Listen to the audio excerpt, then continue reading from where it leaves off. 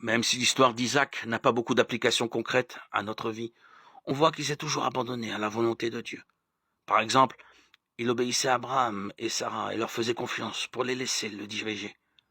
Quand Dieu lui a demandé de rester dans la terre promise, il lui a obéi, malgré la famine et les attaques de ses ennemis. Quand il a découvert qu'il avait été trompé par son fils Jacob, il a accepté et s'est soumis à ce qu'il a reconnu comme étant la volonté de Dieu, bien que ce fût tout à fait contraire aux traditions de l'époque. Comme Isaac l'a découvert, nous aussi devons nous souvenir que les voies de Dieu ne sont pas nos voies et que ses pensées ne sont pas nos pensées. Ésaïe 55, 8. L'histoire d'Isaac atteste de la fidélité de Dieu à ses promesses.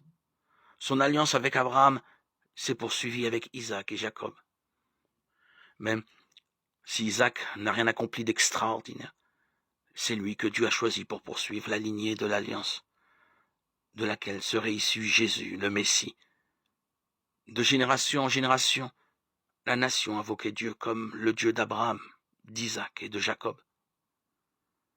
La Bible contient d'ailleurs plusieurs passages dans lesquels Dieu se décrit lui-même ainsi.